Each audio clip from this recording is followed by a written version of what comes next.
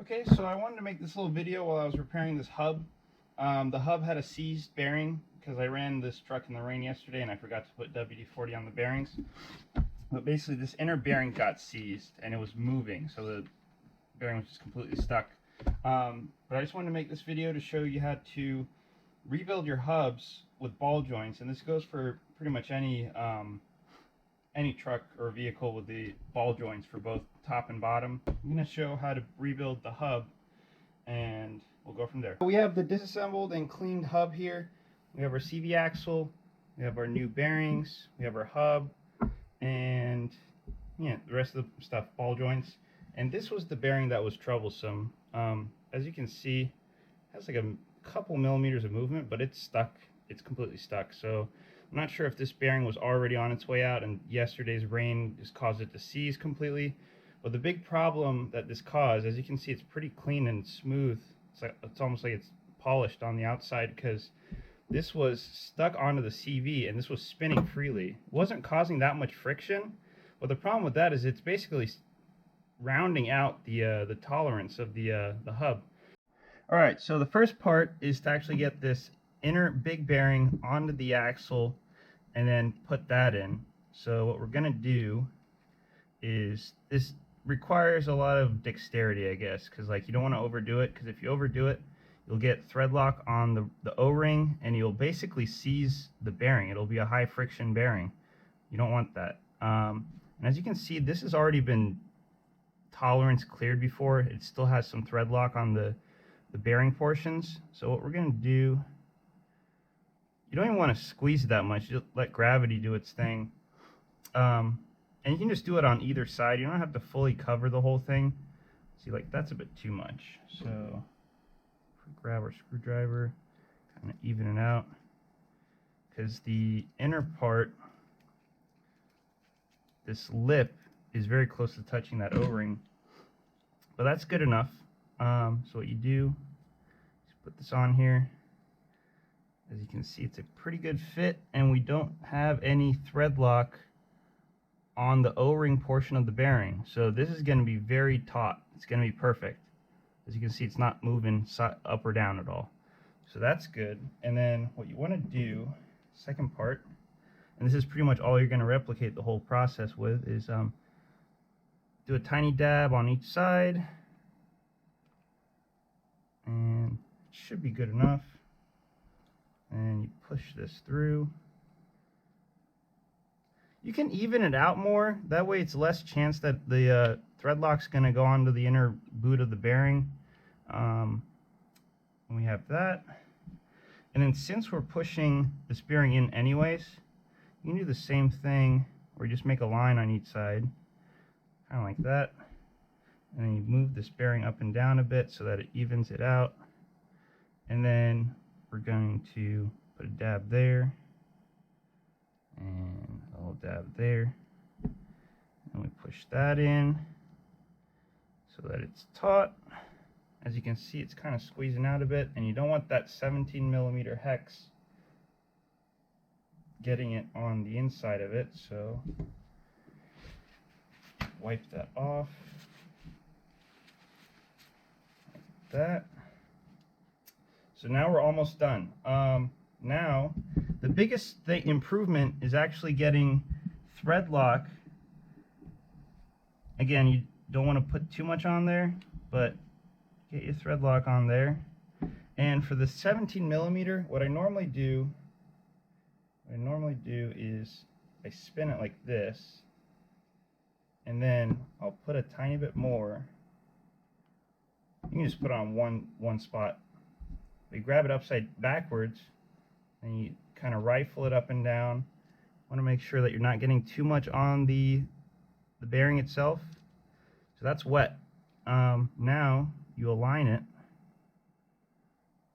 put the pin through there. Let's see.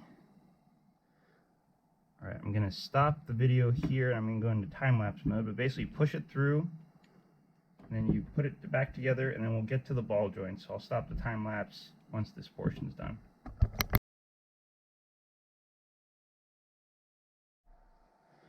So I'm not a expert on the ball joint part, but basically after you have the barrel portions cleaned out, I mean, this is still kind of dirty. This is a truck that actually gets driven around, and it's not the cleanest of all.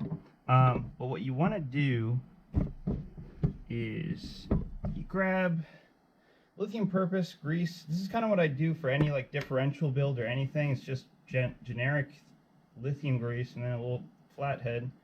You don't want to overdo this because grease also pulls decent amount of dirt, right? So I don't run the boots because the boots rip all the time and you can't really see the threads when you're putting stuff in. But you want to do this. You want to grab your, I think it's 2.5 or maybe 2. It's the big one. Grab it like this. You do not want to get any grease on those threads. You put that and put it here. The thread anyway, so it's not that critical. And you so kind of perfectly. So that's gonna get thread in there. And grab your end. I think we'll go on this, but thread lock should find out like see like losing their trim. But you can say don't move around, don't screw themselves, and then get this going. And I'll speed through this part so you can see both of them on there. Alright, so we're gonna do how many tight, and one second.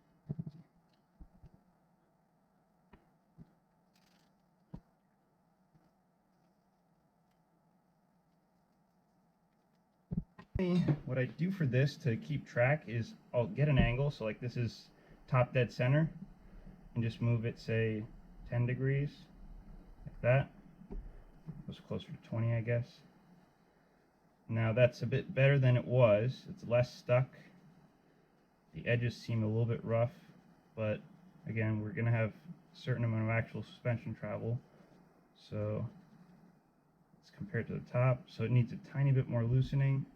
So I got that like 10, 15 degrees.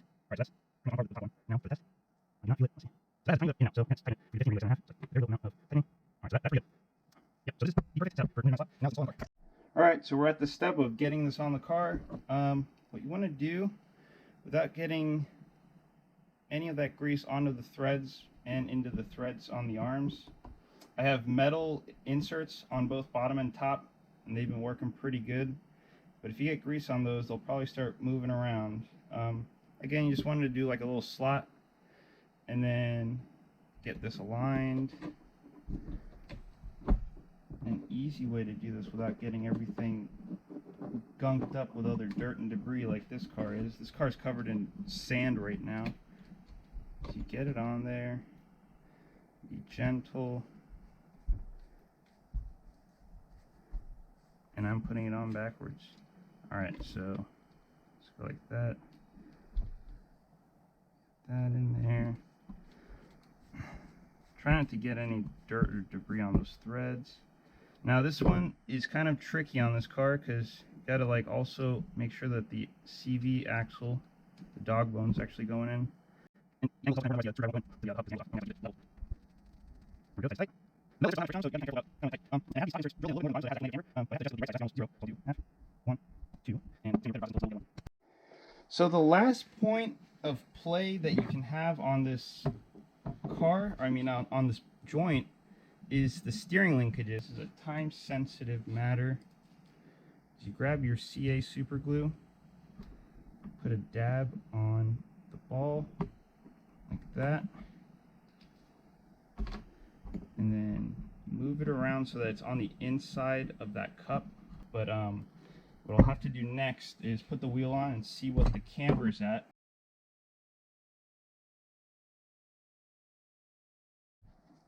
Okay, so camber actually came out pretty good.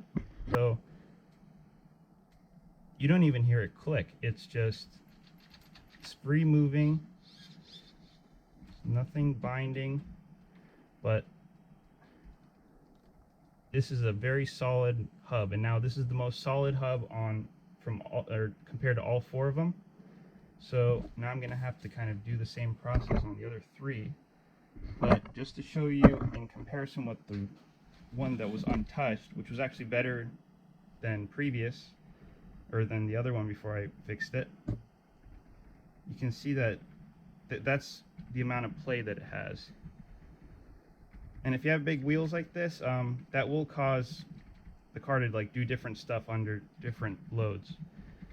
So that's not super bad, but I might as well just get it all done on the other sides as well. But yeah, that's the video. Hopefully you can do this to your truck as well. and see you next time.